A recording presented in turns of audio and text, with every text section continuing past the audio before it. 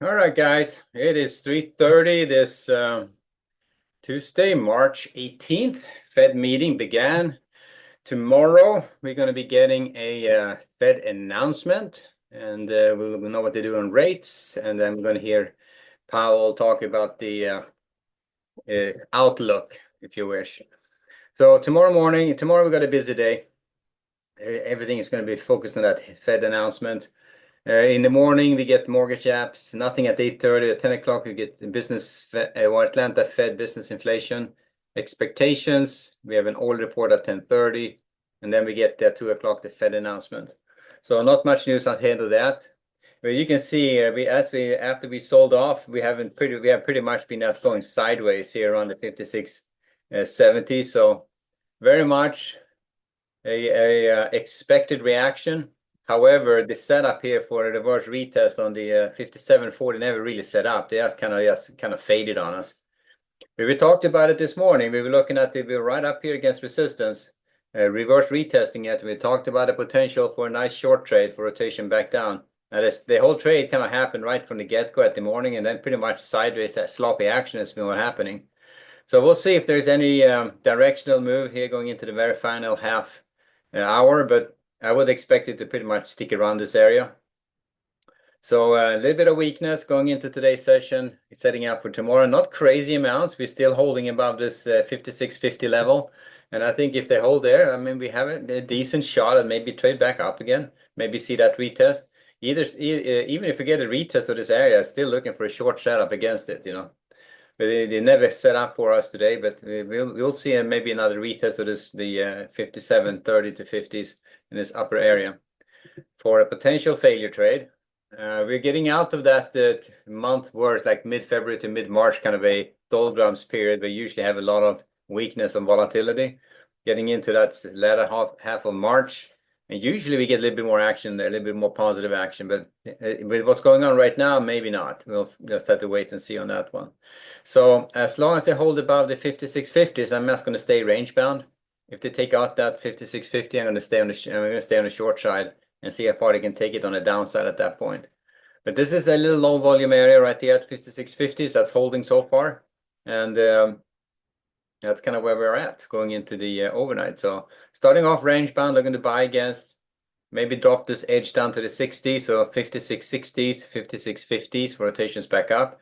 Looking for short setups again. It's going a little bit higher, 56.80s, and probably the 95s here for rotations back down again. Maybe leave it at the 5700s. I gotta think about that one, but this could be the edge to pay attention to the 5700s. Let's adjust these edges a bit. But looking for short setups up to that 5700 level.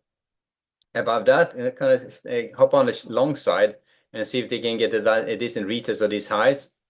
These up highs at the 35s, 45s, and 55s.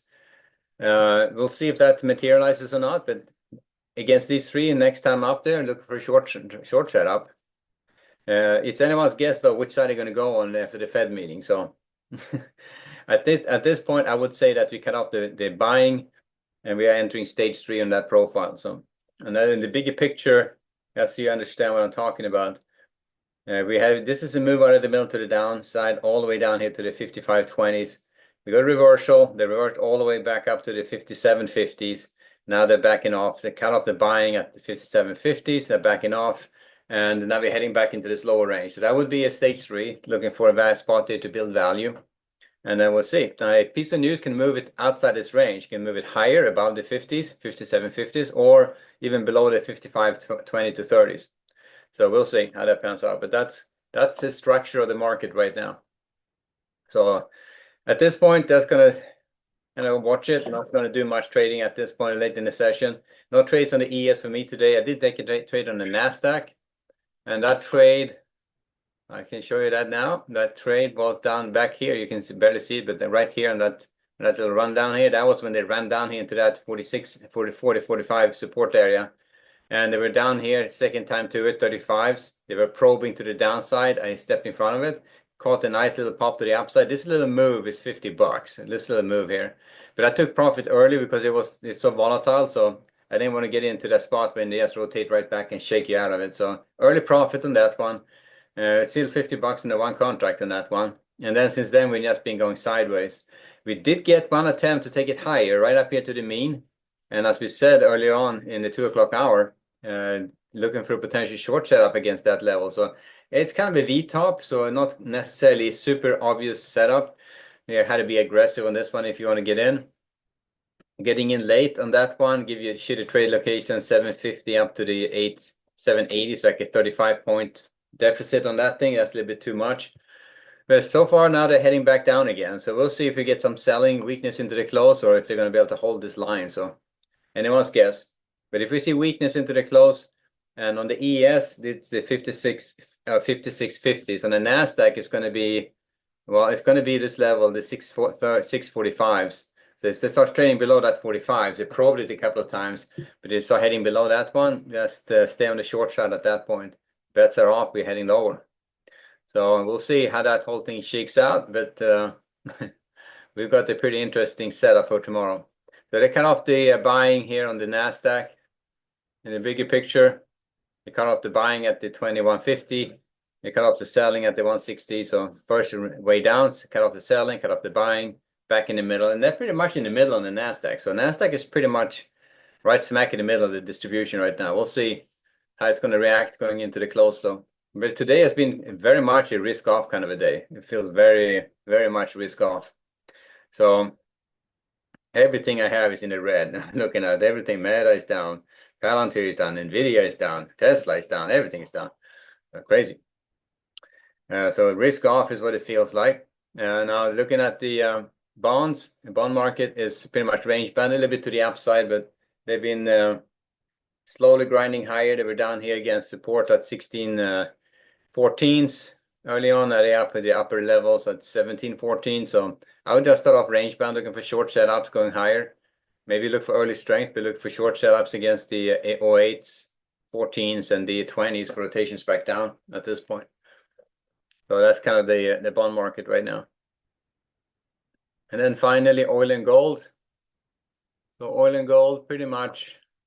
So gold range bound, biases to the upside, and they have not backed off. I thought they're going to have a little bit more of a back off going into the day session, but no, they held it and they extended and they did not back off. So looks like gold may take another leg higher in the overnight. So it feels like. So definitely gold on a tear. So I would be looking for long setups going into the overnight and see if the overnight can do something they did before and the trade is higher. So looking to buy against support. It's going to be one edge here at the 35s, one edge down here at the 31s, rotations back up. And below that one, I'm just taking off the long bias and going back range bound. So fairly quick on dropping that long bias in case you're going to get the rotation back down here to value. Now, if they start heading down below the 31s here, you can see them move all the way down to 3,000 pretty easily. See that retracement happen. And we'll see. And then finally, oil. Backing off pretty good. So even with the scare in the Middle East, oil still heading lower. We rolled to the May contract for today's trading. So the K25 is what we are trading. And so far, we are heading lower. So there you go. So trade oil from the short side at this point. We did not see much lift on that, the scare from the Middle East fear premium, if you wish. All right, so trade oil from the short side, gold from the long side. Back to the ES, and let's see if this guy can, where they're going to end up into the close. That's kind of one's guess at this point, but watch that lower edge, the 5650s. Above that, we are range bound. Below it, we are leaning short. And on the NASDAQ, that level is 650, so 19,650. All right, we'll wrap it there, guys. So one trade on the NASDAQ so far, $50, and that's all I have to show for it. So I'll leave it there. I'll see you back tomorrow morning, bright and early. All right, guys, later.